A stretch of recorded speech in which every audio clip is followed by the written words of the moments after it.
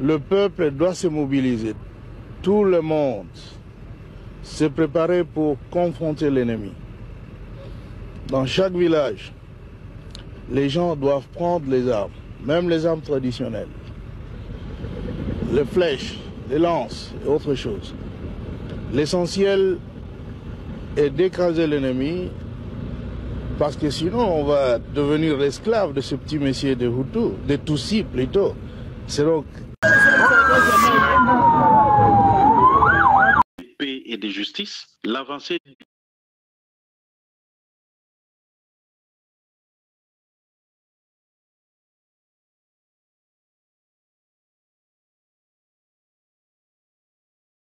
na sasa na tangu ya za koloba troisième penalty ndakima boya kondimate.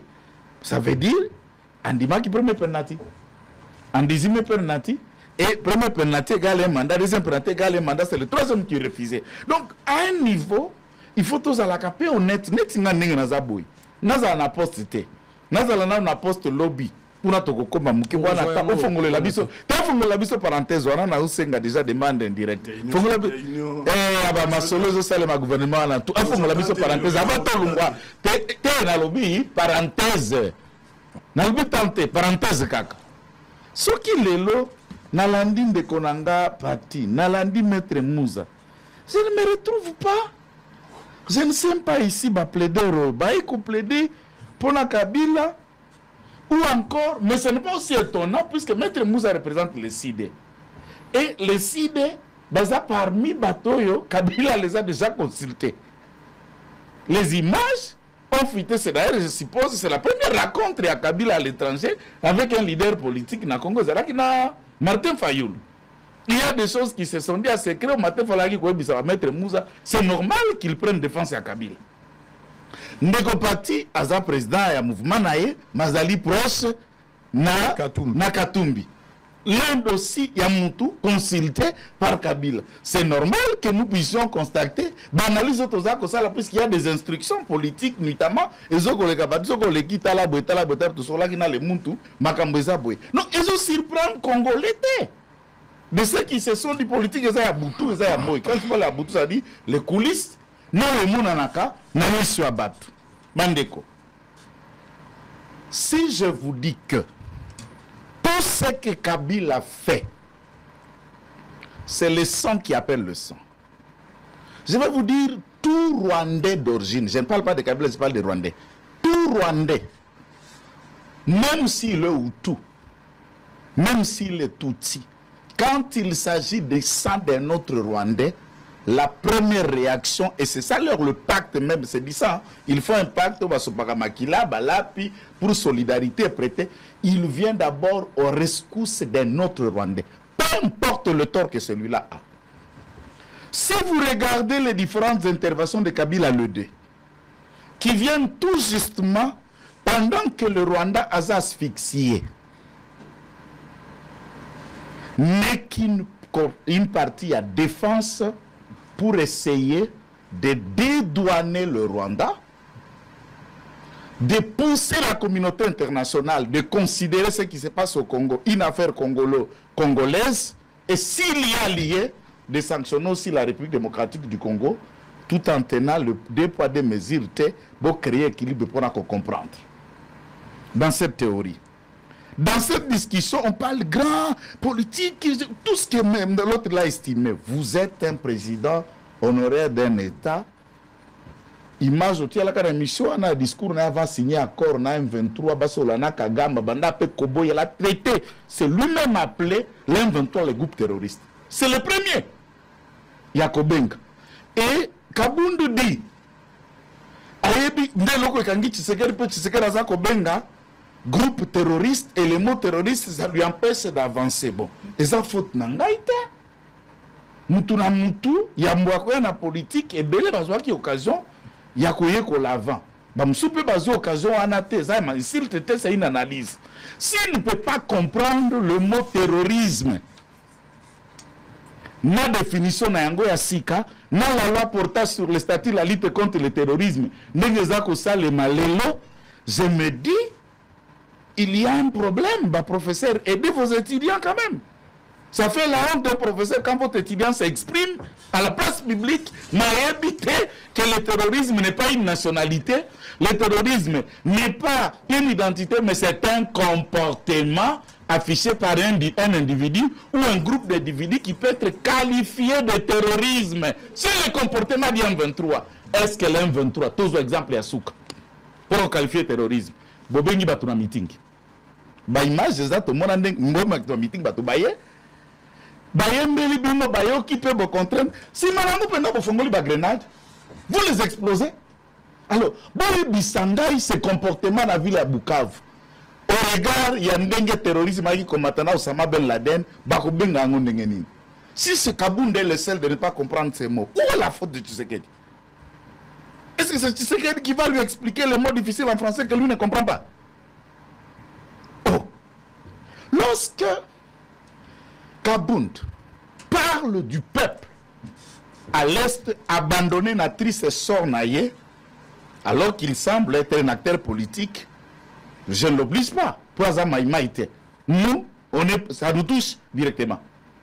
En regardant ce que les Ouazalendou font, ni matricule, ni salaire, se battent, ils arrachent des localités et ils empêchent. Et si ça fait 3 ans de Bounagan à Goma, à Goma, la donne qui a joué aussi le rôle important, c'est l'Ouazalendou, et que Kabunda ne peut pas dire ça. C'est une insulte.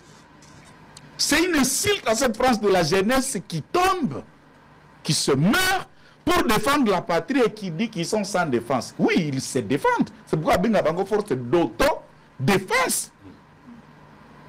Ouazalendou qui veut dire patriote. Sans reconnaître ça, c'est que Kabunda continue encore son inconscience politique. On sait que la prison pourrait l'aider, mais il demeure encore un inconscient politique. Je parle politique. Mais, dans ce contexte, il définit le dialogue à 2 étapes. Ça veut dire, entre Tshisekedi et les acteurs, bon, c'est les acteurs en interne, et ensuite, le dialogue au niveau régional, puisqu'il sous-attend que la crise vienne aussi du Rwanda. La crise, elle est endogène et exogène. Exogène. Lorsque Kabila parle, côté Moukeka Kavana Ramas, nazonga l'aspect Moussou Moukeka, on négopatie à Soulevaki, lorsque vous écoutez l'interview de Kabila, Kabila n'est pas dans la logique de l'intérêt de qui que ce soit, ni des partis, ni de Moussa. Kabila est en train de pleurnicher la fin de l'accord FCC-Cash, le départ de la majorité qui lui était acquise à faveur de Tshisekedi, et comment obtenir, puisque boyoka parenthèse oyo bien Tshisekedi a échappé à son parenthèse à première interview nous avons la biso 3 fois alobi atabo longi M23 na Manduki atabo signé accord na Rwanda atabo luki ba négociation ba accord ba pression étranger et que s'il c'est loko anate je peux rallier tant que bosolo linanga Nangate. Et comme on a compris Ngate, c'est dans la 2e interview qu'on comprend la nécessité de lui. Lorsque Maître Moussa dit que Kabila n'a pas remis en cause le médiateur étranger, je me dis, moi, lui, l'avocat, je respecte, confraternité exige, je lui respecte. Mais c'est grave, d'aussi clair que Kabila a dit, remettre en cause ce que les autres, puisqu'il y a le figure de style dans la communication. Ozo Koloba, biso, toza ba Congolais, toyebi ba makamnyo to ba langage près, kokote la, nako bimela, barakusi makambo mboka na biso, koleka batu baza koya. Ça veut dire, il se donne un peu plus de l'intérêt que ce qui m'a solo koya là, et à l'ebe kaka ba Congolais, sans la participation essentielle. Et qui gêne dans cette discussion? C'est le second Basanjo. Oh, il y a Boya Kako. Il y a 23 mars, puisque le retour de second Basanjo met Kabila mal à l'aise. A tout le bango 3 fois na Tibanda. Et l'oko bozo signé. Est-ce que vous avez la portée na yango, gravité na yango? Kabila, Tibanda dit, Kabila qui m'a dit, Kabila dit, toi, tu dois signer.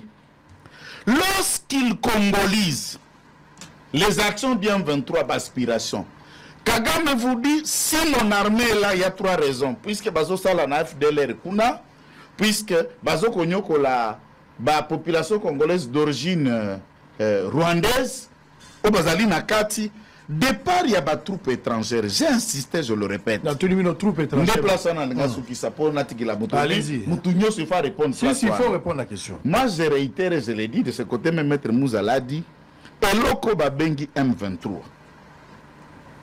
Il y a quelques Congolais qui ont été recrutés pour le besoin de la cause et tous les Congolais recrutés pour la cause du M23. Je vous le répète. Depuis 6 mois, à tous ceux qui ont précisé, ou bien à Runiga, tous sont des Congolais choisis à destin. Toujours un des parents est d'origine rwandaise, un des parents congolais. Aucun Congolais dans ce mouvement ne peut persister si le deux pères et des mères et l'un de ses parents n'est pas rwandais. Bissima est dans le même contexte, Runiga est dans le même contexte, ce sont eux qui prennent la tête. Ils sont des fois. Des fois. Et même l'interview que Bissima a fait récemment dans une chaîne avec des femmes, il se pas associé, il dit nous, d'origine de. Il ne s'est pas associé. Nous avons attendu dans l'interview, même il y a Bob Kabamba, nous dire nous, les Tutsis, nous faisons ça, tout le monde a vu. Mais quand je le disais, personne ne m'avait pas crié. Que Bob Kabamba, son père est Song, mais sa mère est Tutsi, mais lui-même s'est dévoilé dans une interview à Bruxelles pour parler de nous Tutsis. Nous n'acceptons pas ça. Tout est fait en cause. Alors, s'il faudra considérer le départ des étrangers, les M23 comme mouvement, Bazala qui dissout, inséré dans la carte armée, nous avions vu le nombre de quelques officiers qui se sont retirés. Tous qui sont dans les rangs à M23, ce n'est que les forces. Il y en a 3 rwandaises, des forces Tutsi du Burundi qu'on appelle Red Atabara, qu'il faut toujours souligner ça. Android de Red Atabara, c'est une troupe Tutsi burundaise qui appuie les M23. Le soutien de quelques branches au Baouti Naïtouri à Thomas Lubanga, là nous félicitons le gouverneur militaire, puisque le mouvement Thomas Lubanga est en difficulté par la puissance et frappe au Bazako Sibir Naïtouri. Mais néanmoins, Basango, Baouta Kokuta Nanaye, y compris un chef à Zalaganaïtour comme la société civile, libéré les lois qui se sait toujours depuis la libération de la prison par la cour militaire Naïtouri. 6 jours après sa libération, il se retrouve être consulté na Ouganda et il s'affiche à côté. Il y a Thomas Lubanga, entre-temps il était de la société civile. Oui, la justice nous rend une tâche très difficile. Bazouzi, Nabato ya parquet nous rend une tâche très difficile au profit à Kanyaka ou à Sabango. Donc, l'M23 est un mouvement rwandais avec des récrits congolais. Donc, Abunda d'ailleurs n'a pas l'information, puisque Willy Ngoma, il peut demander tous les bracelets qui viennent de l'IPC. Bamsoussou Baza, chef d'état-major général adjoint, il était général chargé des opérations à Thomas Lubanga IPC. Ici, pendant que nous parlons, Willy Ngoma était capitaine, Chico était encore major Naïtouri, Assine Dansal était encore colonel Naïtouri. Willy Ngoma vient du brassage à IPC à Thomas Lubanga. Et il n'est pas congolais. Il doit s'informer. C'est un nom comme il se donne. Sultan. Sultan s'ajoute Sultan Makenga. Bon, disons-nous qu'il est Kassaïen à ce moment-là, puisqu'il y a le nom Makenga Nakati. Mais à l'Est, nous, Rwanda, ces noms ne se trouvent pas dans les jargons. C'est leur méthode. Ils se donnent les identités. On parlera avec quel groupe congolais? Les M23, l'AFC. On va parler avec quoi? Puisque l'AFC c'est Kabila, on doit parler avec Kabila. C'est ce qu'il vous dit. Très bien. Puisque l'M23 c'est Kagame, on doit parler avec Kagame. C'est simple. Qu'est-ce que vous cherchez de Allez, merci beaucoup. Regardez, ça c'était Kabila. Ça c'était Kabila. Moussa, je voudrais qu'on ait une image et puis on intervenir. Mais aussi, on peut image 6 mois, la nanga, il faut imaginer l'andana et permettre Moussa Rosalamwa Biloko Ebele à Kobeta. Les 180 degrés. Allez, on y va, on n'a pas le choix. On y va. Et Joseph Kabila semble prêt à certaines concessions. Depuis des mois, le chef de l'État ne cesse de clamer son refus de toute négociation. Joseph Kabila s'est dit prêt à examiner les revendications des mutins. We have now formally received a summary report of. Nous avons désormais reçu officiellement un rapport résumant les événements jusqu'à ce jour. Et c'est sur cette base que nos actions et tout autre contact seront menés entre le gouvernement et le M23. Any other move, any other contacts will be carried out between Bien sûr, tenant compte du contexte de la région et du travail qui a été fait ces 2 ou 3 derniers mois. of the region and the work that has been done to date over the last 2-3 months. Dans un communiqué conjoint, les 3 chefs d'État ont par ailleurs appelé le M23 à quitter immédiatement Goma. Un plan de retrait est en train d'être remis aux mutins. Réponse des dirigeants du M23, un dialogue avec le président Kabila, la société civile et l'opposition congolaise est un préalable non négociable au retrait des forces rebelles de la capitale du Nord Kivu. Objectif, discuter des revendications spécifiques au M23, mais aussi des problèmes de démocratie, de gouvernance et des droits de l'homme en RDC.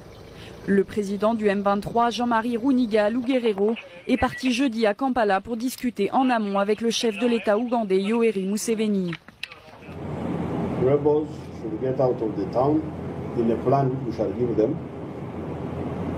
Les rebelles doivent quitter la ville et suivre les modalités du plan que nous leur ferons parvenir.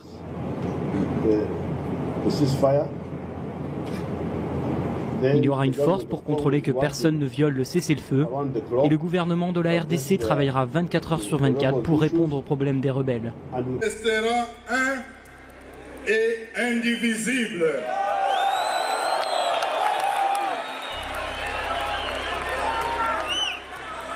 Watu wanasema balkanisation, qu'il soit maudit. Écoutez, le Congo nous a trouvés sur nos terres. Lorsqu'on a créé le Congo en 1885, avec la conférence de Berlin, nous étions sur nos sols. Vous les Baswahili, vous étiez ici. Si le Congo ne veut plus des Baswahili, le Congo doit partir et nous laisser nos terres. Si le Congo ne veut plus des Batutsi dans cet espace où ils étaient, le Congo doit partir et leur laisser leur terre. Donc il n'y a pas à réfléchir 2 fois par rapport à de tels. Vous avez suivi, okay. Maître Moussa, vous avez la parole. Ah, merci beaucoup, Papa Sango. Avec beaucoup de respect, nous avons bande konanga ya UDPS, il y a Union Sacrée. Bon, comparer pas si à Congo entre Bino, Nanzela Ndeko Félix Tshisekedi et Joseph Kabila. Le Congolais doivent se parler. Azotanga siko ba kombo lokola nanga, nanga za la AFC. Atangi Willingoma za la M23. Je voudrais savoir ici, bateau bazo senga ba dialoguer na M23. Et vous avez la M23, Oyo Kagame, il faut retirer, où il y a un autre M23 caché qui n'est pas connu, où vous avez table la négociation avec Kinshasa. Vous avez la parole. Merci beaucoup pour la Malobanayo.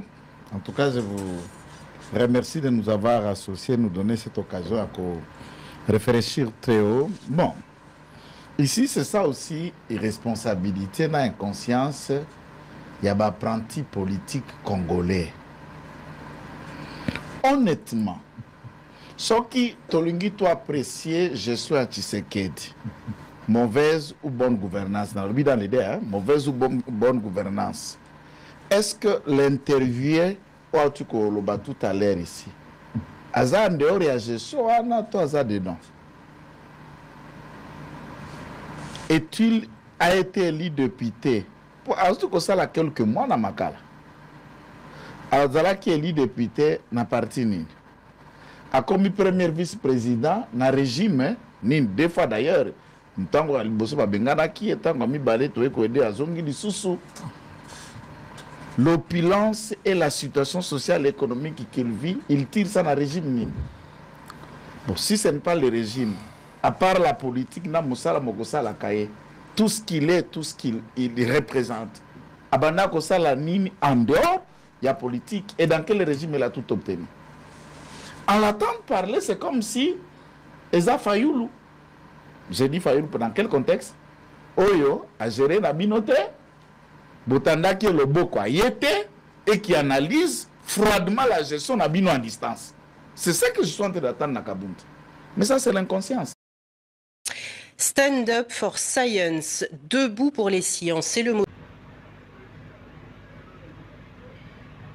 Mbote mingi esengo makasi ya kozala liboso ya ba etando na bino bino bai oyo bawazalendo oyo bozobunda mpe bitumba libanda mboka na biso mpe bawazalendo tokobunda mpenza na nzela ya bilili to ya koloba na bawazalendo nyonso baza na kati ya etuluku ya ekolo Congo to baza na kati ya mabele ya ekolo Congo oyo esali lelo force kobimisa mabe nyonso ezalaki ya kobombama mabe ya liboso ezalaki na nkombo ya Kabila oyo ye moko asili komibimisa bien ke azokoka te koloba aza na mposa koloba me maloba eza te maloba ezangi Kabila mpo azangi te me kasi ayebi ndenge nini ya koloba te na banzi eza na kati ya victoire na biso oyo lelo awa tozobunda elongo na bawazalendo akati kwa mikolo nyonso tokomi kopesa badetail ya baligne de front oyo ezobundama na ngonga awa to na sikasika awa na banzi ete yango ezosala biso makasi courage te kofélicité bayimboka to moyimboka nyonso oyo atelemaki lokola eloko moko mpona kobundisa agression oyo esimbaki mboka na biso na bandi ete ezali esengo mingi ya kozala lisusu liboso ya baetando na biso yango tobanda na kotela kopesa mpenza matondo mingi na bawazalendo bawazawaza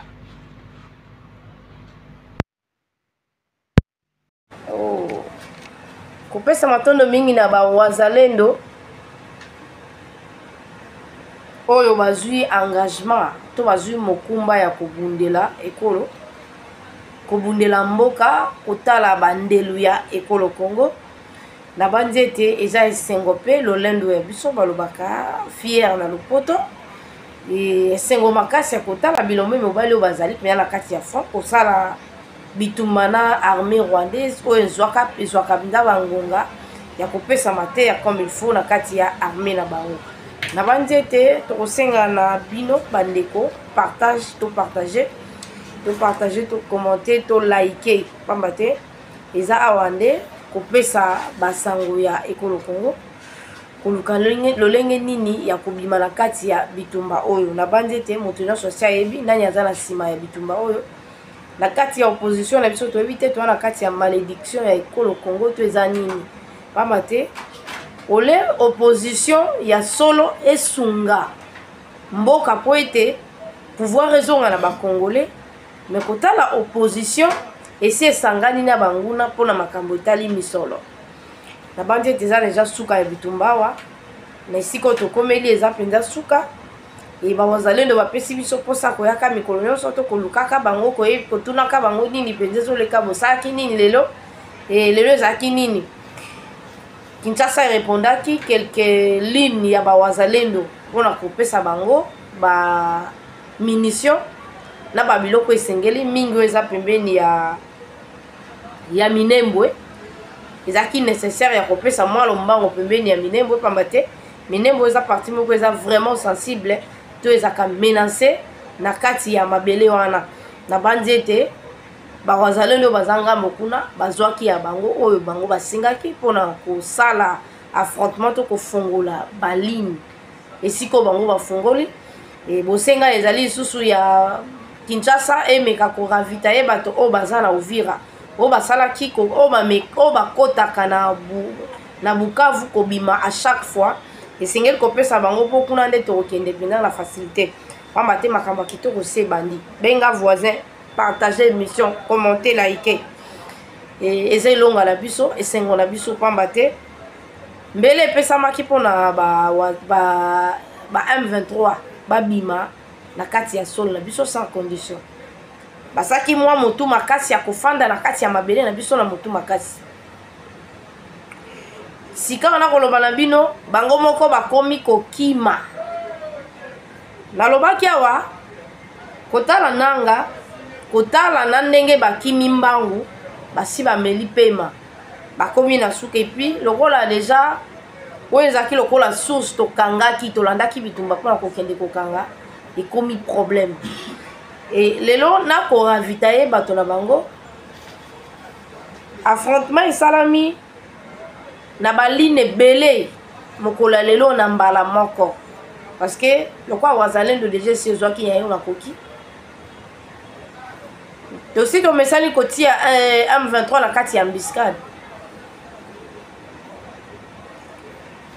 na bandi ete kotanga bakombo ya balokalité to esika wapi bitumba ebandaki to efungwamaki to esika wapi topiégeaki M23 M23 agangaki mpona kozwa to kozwa contrôle ya Walungu pamba te Walungu tobetaka mikolo nyonso lisolo ezalaki Walungu eza monene tokabwaki na bango katikati nzoka katikati wana ezalaki déjà piège oyo totikaki bango parce que porte oyo ezalaki ya kokota kobima nde ezalaki na contrôle na biso mais kokoti oyo tobanda kokotisa bango ezalaki mpo tobomba bango bakoma ebele plus de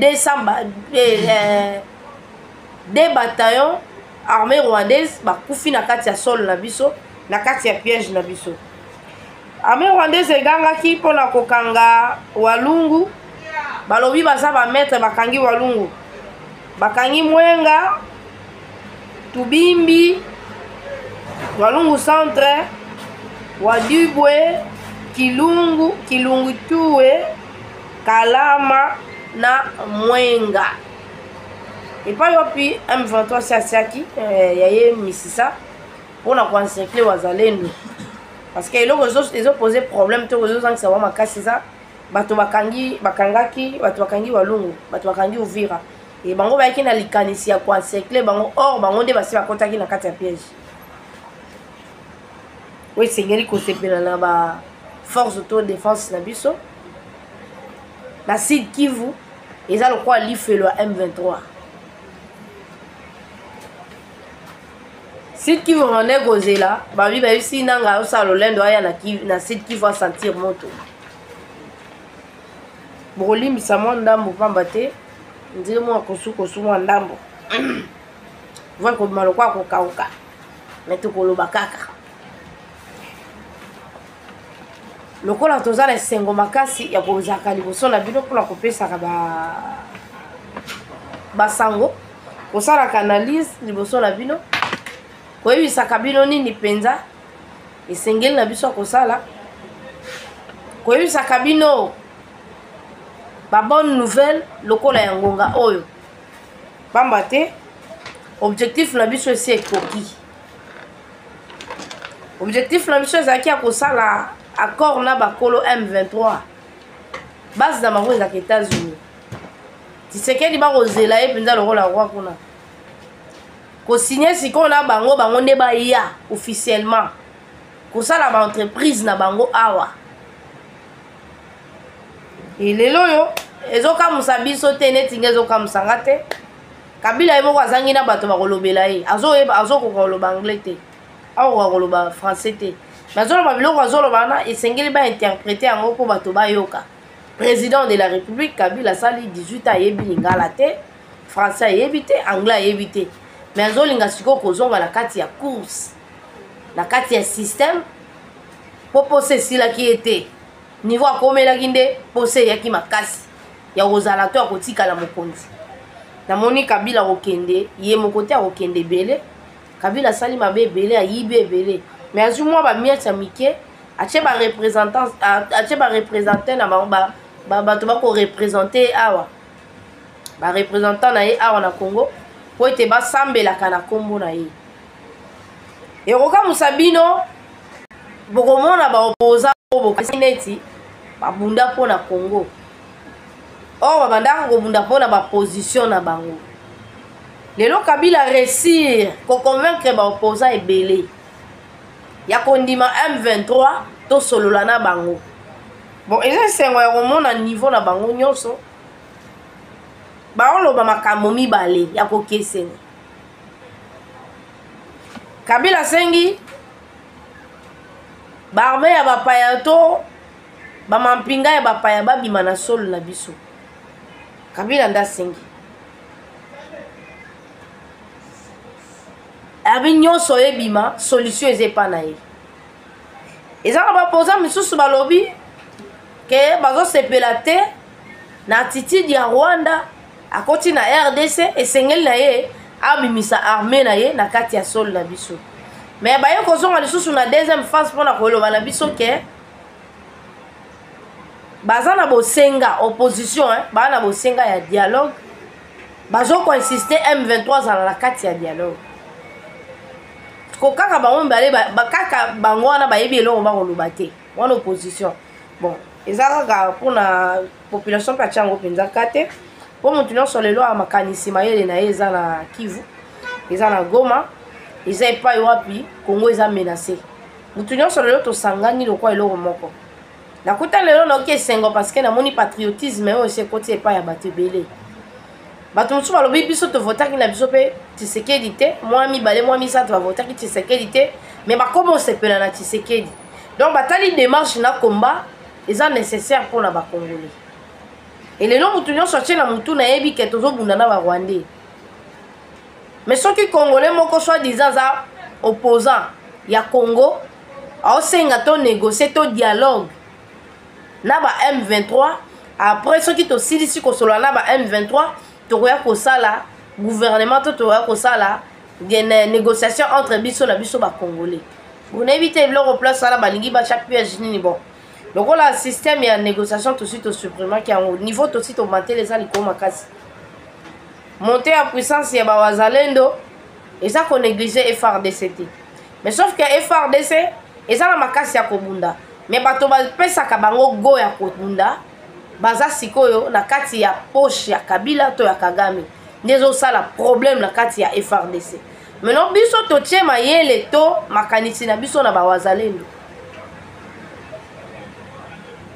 Bawazalendo à chaque fois, mikolo sur le to la muki, to moni 4 ou 5 francs et font vraiment qui peut passer l'affrontement tena bawazalendo. Ezaki po ba pardon ça l'affrontement na M23 te mais ezaki po ba boma bango directement.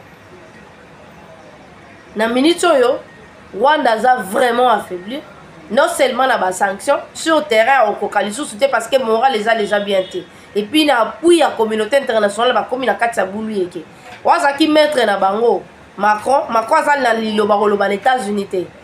D'ailleurs les États-Unis ya kapé on dirait moi la bitinda donc muto yo atinda gi ya kota officiellement yemo ko aza coincé azala ba nyongo ya Europe parce que minduki yo ezaki censé faut kende na Ukraine ya ko se retrouver na est parce que après ça ki yango na Rwanda siko moyen ba pesa force na makasi ya kokota Congo facilement.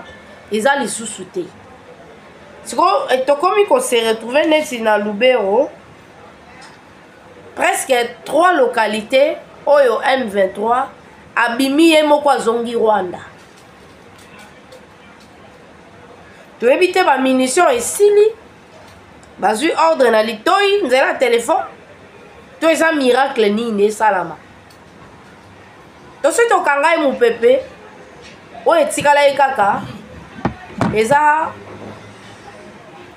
mwa mikila soko bominyoka so bominyoka mukila nenga ninganaka nde tikalaki na nzela M23 et lelo quand même omona depuis bakangami na Goma baye Bukavu et Bukavu on est comme la terrain ya ba wazalendo ba okota nde balingi depuis na on se pena la stratégie wana ezoko affaiblir mentalement M23 biso tozozo avantage parce que kokota kobima chaque fois kotambola wana et bangisa bango mais perte ya bato kozala mingi te parce que affrontement de osala batanga nombre ya bato bakufi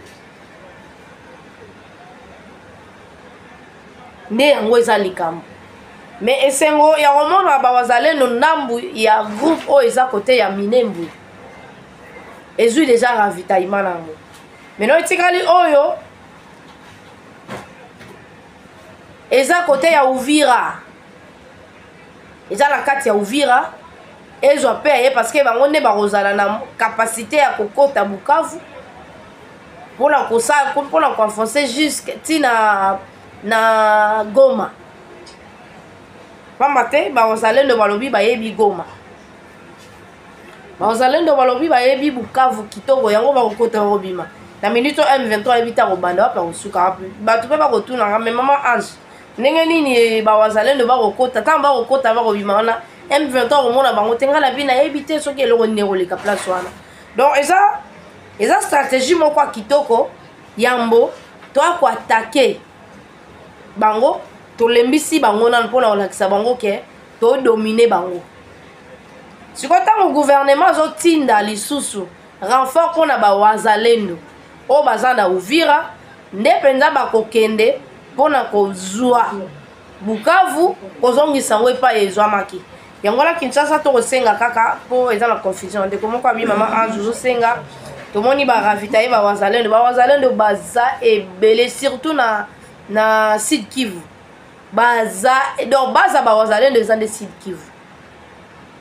Kivu baza ebele ya kosakana te donc ebele wana baza na ba groupe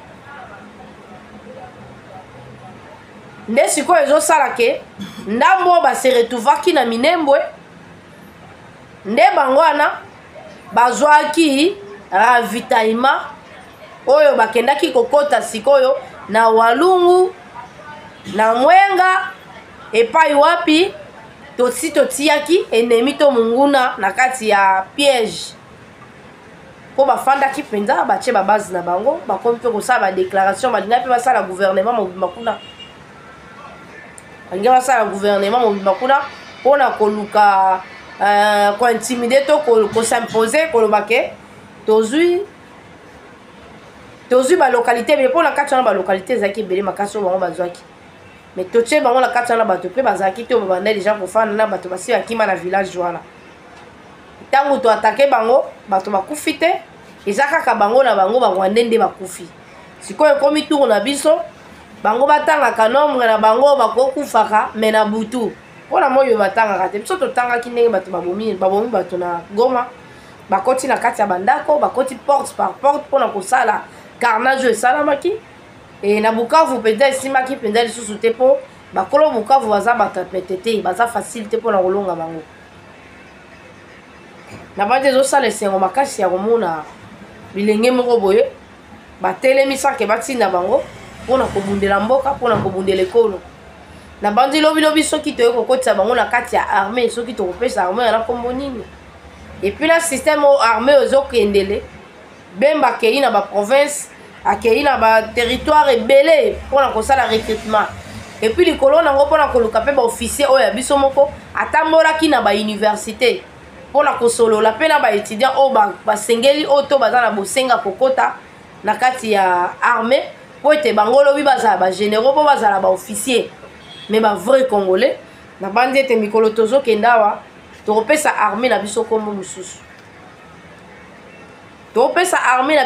mosusu lelo Kabila komolela lokwa Kizengi alobi sans ye solution ya Congo eza te Kabila alobi totambola partout na bakor nyonso tosala soki ye akoti na kati ya système te to ye azongi te eloko ekozala te bon nayebi te Kabila azoluka mpasi akokufela mpo d'ailleurs Kabila akokufela na Congo te Kabila akokufela libanda Nanga kufi Kagame akufi deja Kabila aza ya kokufa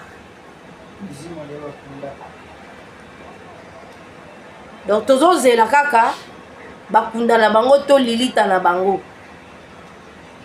elelo oyo Kabila bimaki lokola ye aza makasi to mayele koleka biso azwi na kati ya armée mpona kotiela biso bapiège atieli biso baofficier bagénéraux pour que bagérer pouvoir na ye donc kantisaki eza facile donc erreur Kabila asalaki aminimizaki Tshisekedi yabi ka Tshisekedi aza civil asimba munduki te derrière coup de pouvoir yango ezalaki ya monoko nde azwi pouvoir wana donc mpona Kabila ayebaki aza na bapossibilité aza tout puissant oyo akoki ozonga facilement na kati ya pouvoir nde ezalaki erreur ya kobenga Tshisekedi aza patin aza Kizegi oyo nyonso apesaki ye kombo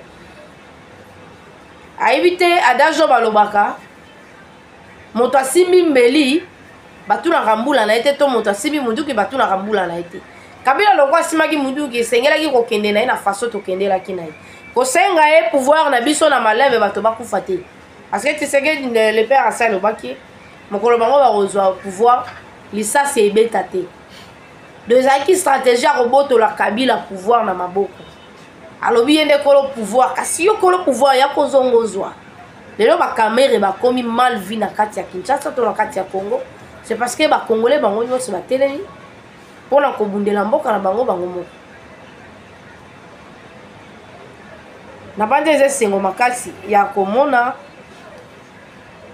ndenge nini délégation monene eza déjà na États-Unis emilulu ya monene ezozela ntongo Tshilombo Tshisekedi akei mpo ake otambola te elelo tokozala na bosenga baentreprise na kati ya ekolo Congo tolelaka mikolo nyonso biloko na biso basalelaka yango na kati ya Congo soki ekobima ebima partir ya Kinshasa emati ata Kinshasa te me ebima partir ya Congo emateli mais sauf que bajan na biso ya l'État bafutisi bataxe babiloko moko eza nécessaire mpo ke bango bafuta ekota na kati ya libenga na biso nde tokomi nalobaki na bakongomani to bayebalandaka AKM télévision famille AKM on apesi bino mbote epai bozwami objectif na biso tolobaki tolancer défi ya ole kosolola na M23 na place ya kosolola na Kigali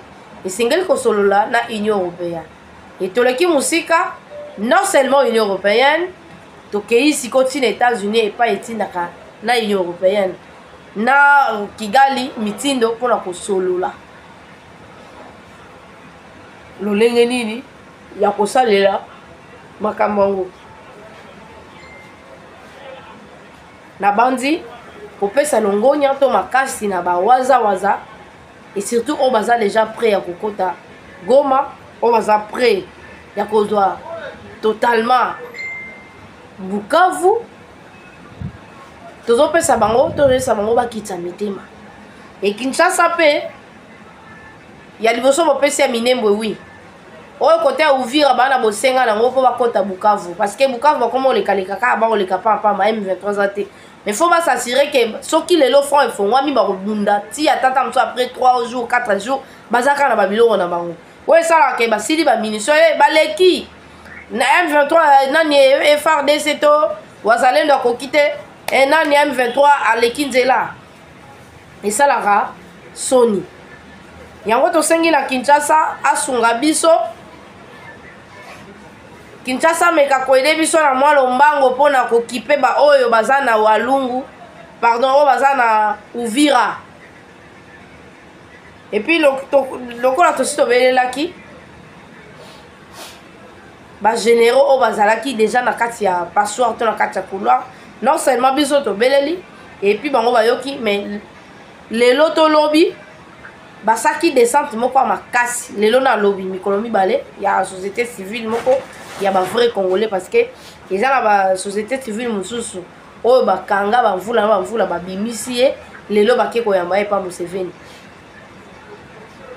donc tobanda koloba mbino mikolo nyonso ete fo kosalaka ngele kosalaka keba eza na bato ya société civile mosusu oyo baza ya barwandais ntango azopesa information to akopesa lokuta to koakize bato azokoakize yango en faveur ya barwandais elelo quand même lokwa tosi tokomi na ngonga oyo moto nyonso kazaka na ya bosoto emonana ete moto songolo pakala azaka na bosoto epai boye moto kingani azalaka epai boye na bandi ete moto nyonso oyo ayebi ntina bitumba moto nyonso ayebi ntina ekolo esengeli na biso korenforce bandeko na biso bawaza lendo na bande lisusu na bamusicien na biso Jibe Mpiana Werason Ferregola Fally Ipupa Héritier Watanabe nani lisusu oyo na bosani baza mpenza ebele en tout cas bamusicien ntango mosusu mpe mwa banzembo kosala biso mpe bien mais banzembo pe bosuka te tomona ba musicien bokomaka pe na ba niveau moko kosala badon na baorphelinat etwala bosenga badon lelo toconcentre yango na bawazalendo toconcentre yango na bawazalendo nzela ya kamina ya polele parce que mpona kokota Uvira babato ezali kokoma kuna na facilité puis kimi eza nango na Uvira eza totalement contrôlé na maboko na biso sauf que bato totangaki bagénéraux wana soki kotazo André oyo totangaki oyo bango baza lokwa passoire to couloir bango nde sikoyo bakomi mal vi na Uvira parce que bazalendo desi bayebisaki bango soki balongoli eta kolimwa système ekomi ya kofongola mabele bakita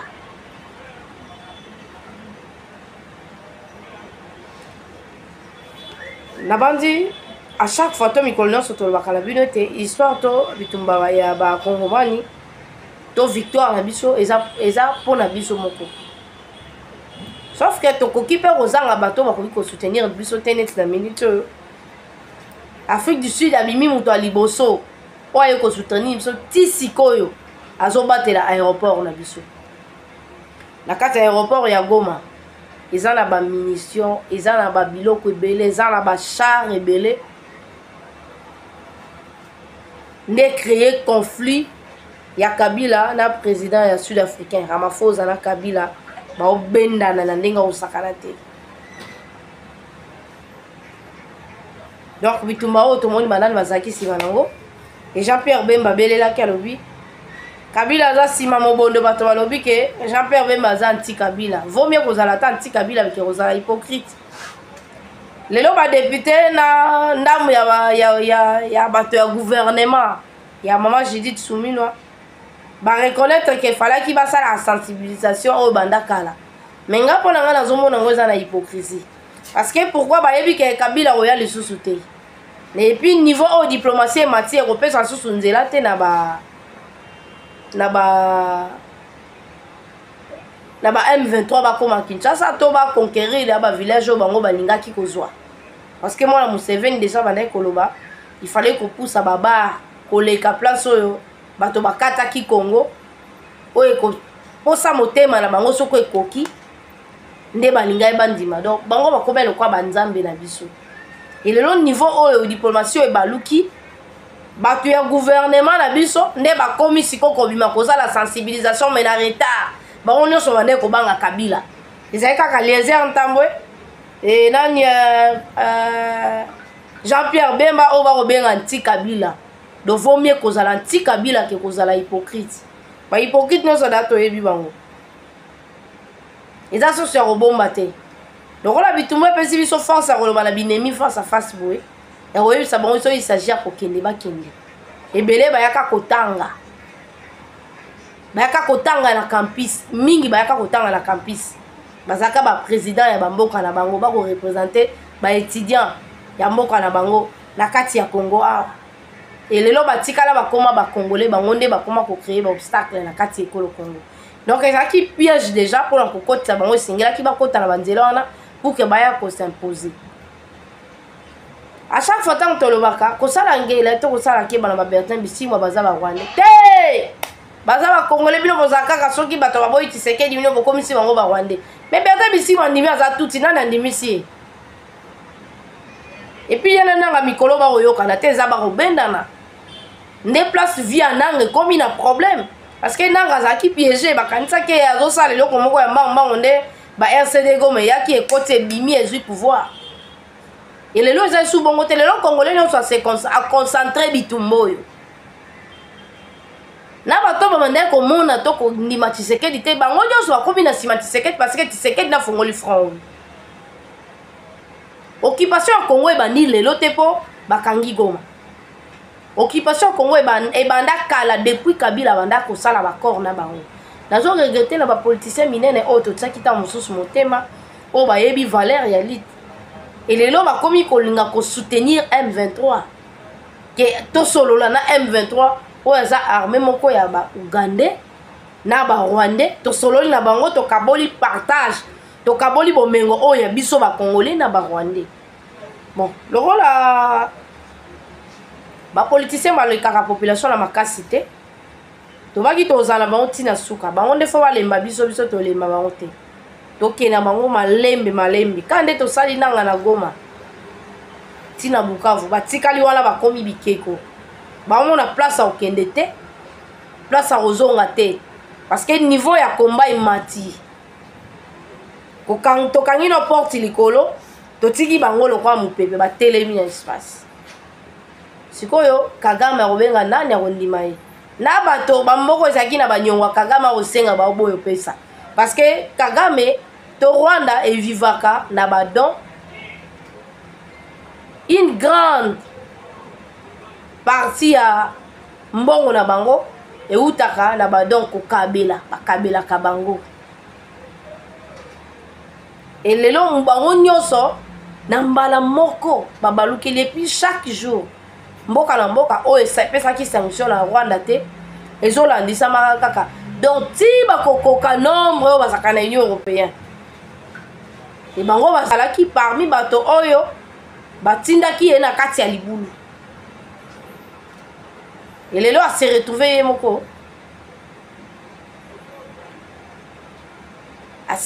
ye moko ayibi ta kobanda wapi mwa mutu makasi mpe ezali bima alingi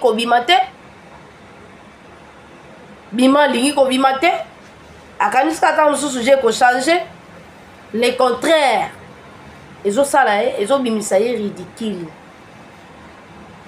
elelo entre bango nyonso baoloba susu loloba moko te kobana na Kabila nanga Bertin Bisimwa bon Willy Ngoma mpe azalaka na ye mayale mingi takimaka ne télévision bango nyonso wana bakomi na bacontradictoire entre bango na bango or bayaki nzela moko siko bapanzani banzela sambo eza victoire na biso elonga na biso tobunda na kati ya bik mais se na se baauto-défense na biso baza po ebele balobi oyo bakotaka kaka na kati ya arme te bazalaka nde baza wana po bango nde baza wana balokwa na ntibali na nzoto c'est le fait ezwaka bango te bamitini oyo ezalaka ke bobeta te bosala ezwaka bango te bango kaso basi bayokani tobeta boye tookanga boye po bango baza na intérêt te ya kokosa parce que oyo bazobundelesa mabele ya bango nde balingaki bazala bavictime ya liboso biso tonga tokaka pasi susi mwana mola biso ekei mais bango nde balingaki batika te mpo balingaki baboma bango ndenge basili koboma na balokalité misusu oyo tosi tomoni oyo bavideo esetamboli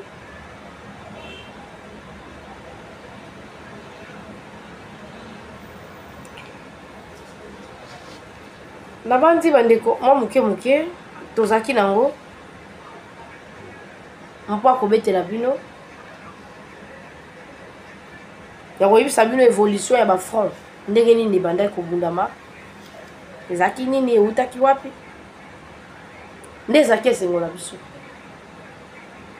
toza na bosenga ya kolamuka tolamuki boye stratégie mosusu esalami tokolamuka kaka na ntongo jour mosusu boye Goma etikali vide parce que ndambu baokende eza soni baofanda wana nani osoutenir bango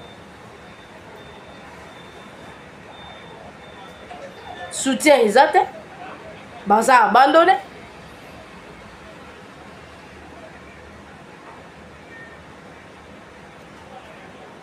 donc wana bandeko balandi tokomi na suka ya masolo na biso pa mokwa lelo bandi eti tokutani mpenza lobi mpona basango misusu koyebisa bino évolution eza komi wapi ekomi ndenge nini tobotoli nini tozwa nini sauf ke miso na biso eza kaka na bunagana liso na biso mutu nyonso bakonome na bunagana ifo toyeba ye auti wapi aza nani na bandi eyebanaka kaka po Sud Kivu eza Nord Kivu te en tout cas na tombeli bino butu malamu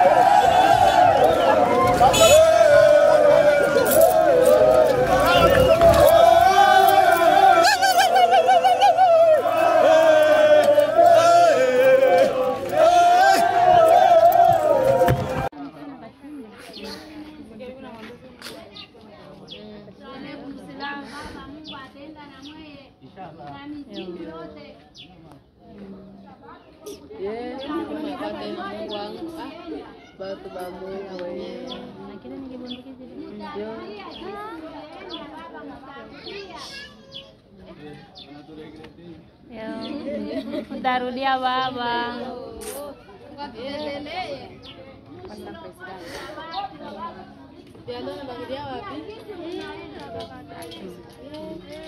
Bagwa preso.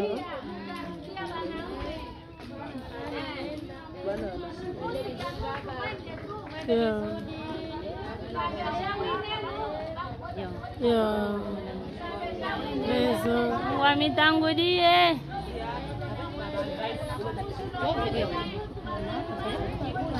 Batakuwa nyuma.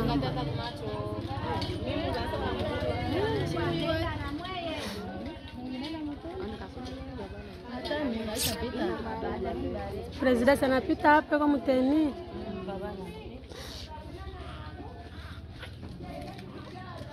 Ah.